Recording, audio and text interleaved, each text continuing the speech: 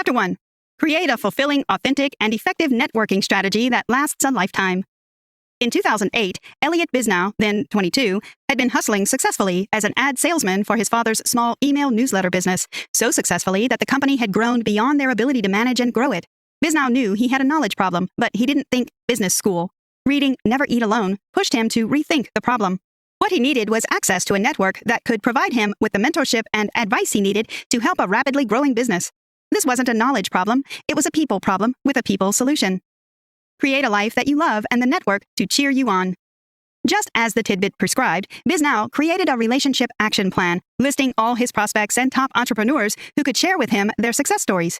Then he hit the phone for cold calling with an offer so generous they couldn't refuse, an all-expense-paid ski weekend. Bisnow charged $15,000 to his own credit card to make it happen, where they could rub shoulders with fellow successful entrepreneurs and mentor young up-and-comers, chiefly Bisnow, who were bent not just on financial success, but on making a positive social impact. Few years later, the retreats grew into a thriving event business called Summit Series, with for-profit and non-profit wings. Your path to greatness starts the moment you find the courage to reach out with generosity. Keith Ferrazza.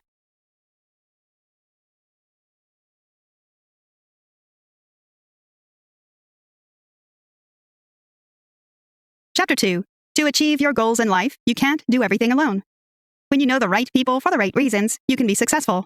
Rarely will you ask any successful person how he made it, and they won't refer to the people that helped them. Relationships are built on trust, not by asking people what they can do for you, but by asking what you can do for them. People do business with people they like and know. It is easier to move forward in life when those below you are happy rather than hoping for your downfall. Relationships are all there is. Everything in the universe exists because it is in relationship to everything else. Nothing exists in isolation. You have to stop pretending you are an individual that can do it alone. Margaret Wheatley. Building a life and career with the help and support of friends and family and associates has incredible virtues. It is never tiresome to learn about yourself, other people, business, and the world. With a relationship-driven career, everyone benefits from your growth, and you feel satisfied when both your peers and organization share in your advancement. Connecting brings about support, flexibility, and opportunities for self-development. Connecting with others requires a continuous process of giving and receiving. By putting people in contact with one another, giving your time and expertise, and sharing them freely, the pie gets bigger. A network only functions because of the recognition of mutual needs. The more people you help, the more help you'll have, and the more people you'll have to help others. It's as simple as that. Being fair and impartial receives an equal response from others.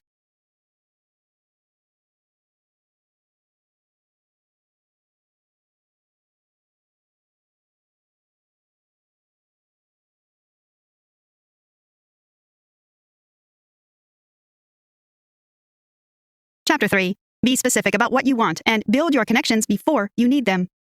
Being specific makes it easier to develop a strategy to accomplish your goal. Successful people have a zeal for setting goals. No matter how successful you think they are, they still usually have a goal higher than their previous achievement.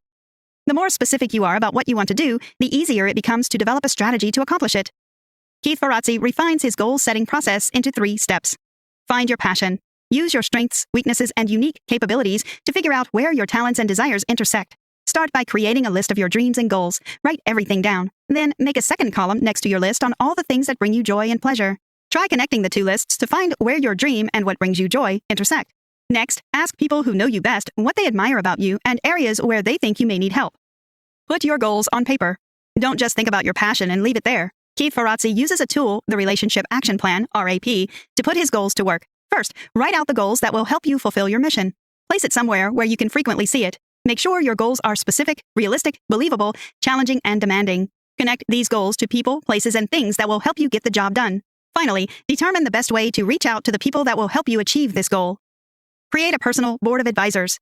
These people can act as both cheerleaders and eagle-eyed supervisors that will hold you accountable. Build a small community of those you love and who love you. Mitch Albom. People with the largest circle of contacts, mentors, or friends know that you must reach out to others long before you need anything at all. Therefore, start a project that will force you to learn new skills and introduce you to new people in your company or take up leadership positions outside your interests. The more people you know, the more opportunities will come your way. Did you know? According to research, over 50% of Americans are unhappy at work. Many of these people are doing well, but they are doing well at something they don't enjoy.